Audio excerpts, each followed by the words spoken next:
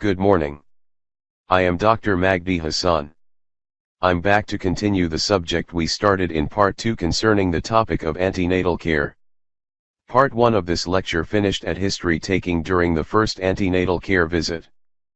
After finishing history taking, the obstetrician goes for physical examination, starting by general examination.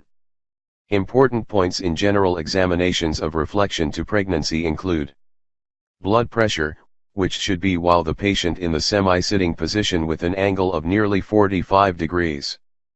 Hypertension is diagnosed if systolic BP is 140 mmHg, and /or DBP is 90 mmHg, or when there is a rise systolic blood pressure by 30 mmHg or rise of the diastolic by 15 mmHg. You check the patient weight and body mass index so that you can follow the patient weight gain during pregnancy. An average weight gain is 9 to 14 kilograms throughout a normal pregnancy of an average weight patient.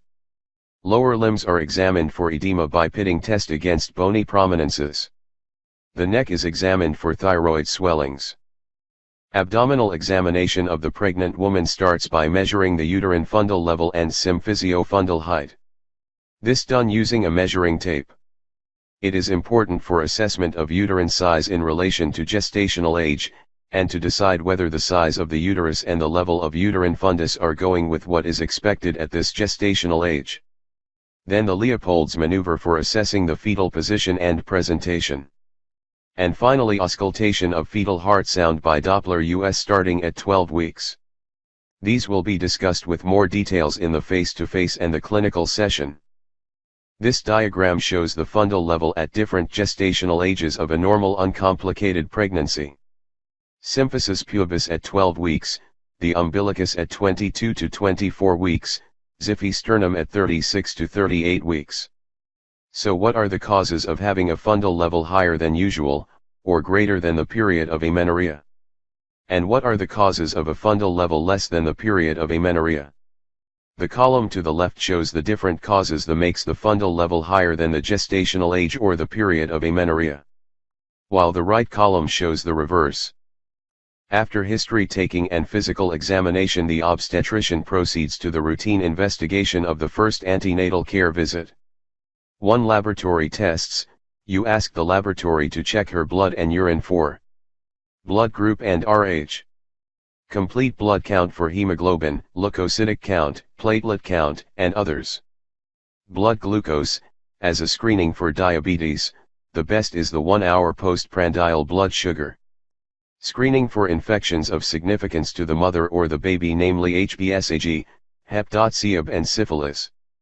A complete urine analysis is also done. 2 is a pelvic ultrasound examination, which has several values to be revised in the face-to-face session.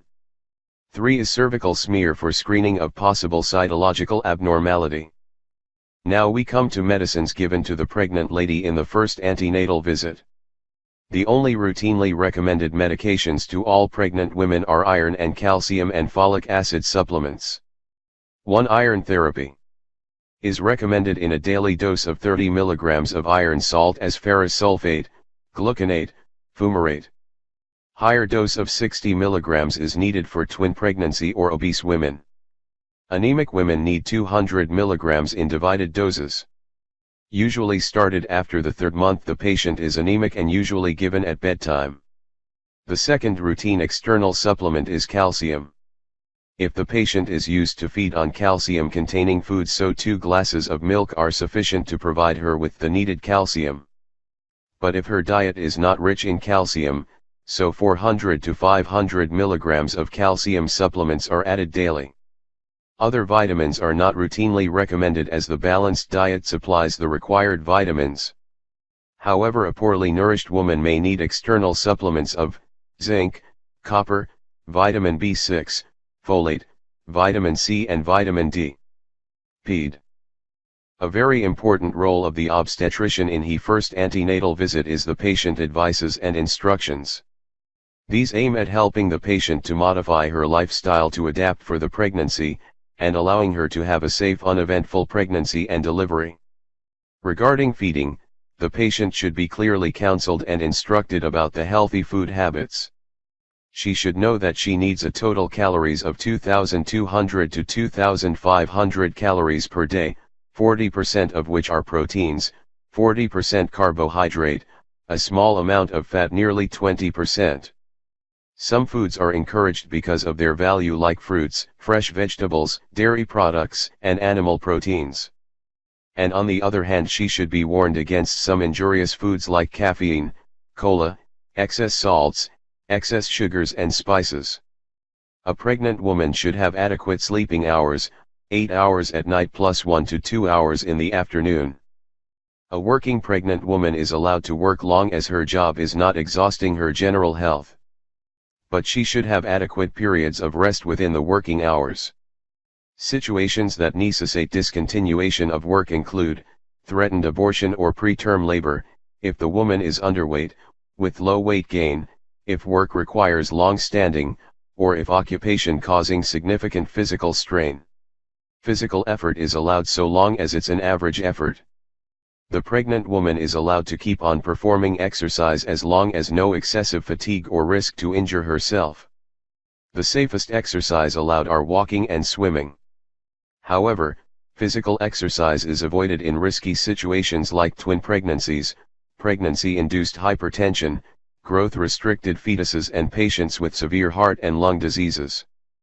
Air travel is safe during pregnancy. If the trip is a long one, 6 hours or more, the patient is advised to walk about every 2 hours. She can safely put the seat belts in a way like the figure. The lap belt under the abdomen, and the shoulder belt between the breasts.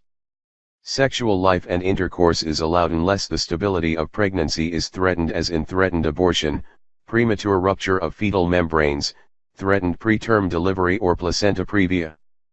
The patient's clothes should be loose, light, hanging, and non-restricting.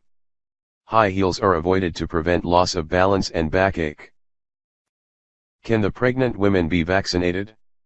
The answer depends upon the nature of the vaccine. Live attenuated viral vaccines like measles and rubella, mumps are contraindicated. Inactivated vaccines are safe whether viral like influenza and rabies or bacterial like cholera, meningococcus. Toxoids are safe like as tetanus and diphtheria toxoid.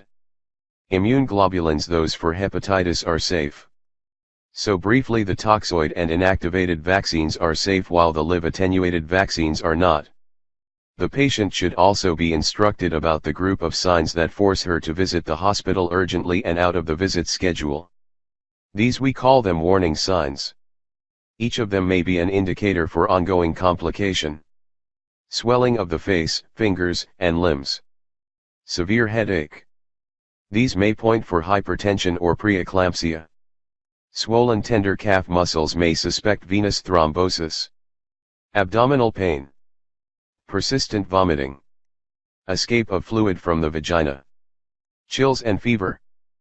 The second component of antenatal care is the subsequent return visits. How frequent the patient will be seen in these visits. As the table shows, the visits will be every 4 weeks in the first 28 weeks, then every 2 weeks till 36 weeks, then weekly till delivery. The table also shows that the high-risk pregnancy has a double rate of frequency of return visits. When the visits for the low-risk pregnancy is 4 weekly, the visits for the high-risk is bi-weekly. And so on. And still the patient should come once she gets a warning sign. The objective of the return visits is to follow the patient and make sure that the course of pregnancy is running in the proper way.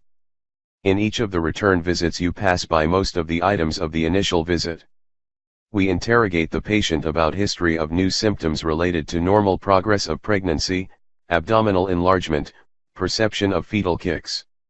And the patient reports any of the warnings. The patient is then examined for almost the same items, checking the weight, blood pressure, test the lower limbs for edema. Test a urinary sample for proteinuria, as this may be an early manifestation of preeclampsia, fundal level and pelvic grips, then hearing the fetal heart sound. The same laboratory tests are to be repeated at 24 to 26 weeks except for blood group. An ultrasound scan is done at 20 to 22 weeks for exclusion of congenital anomalies, placental localization, and assessment of fetal weight and growth curve. We re-prescribe the patient the same iron and calcium supplements and any additional drugs if needed. We continue on giving the patient the advices and instruction if each stage of pregnancy. In the late pregnancy visits, the role of the obstetrician will be to prepare the patient psychologically for the process of labor and child rearing, and to relieve her anxiety about the nightmare of delivery. Until we meet in another topic, goodbye and good luck.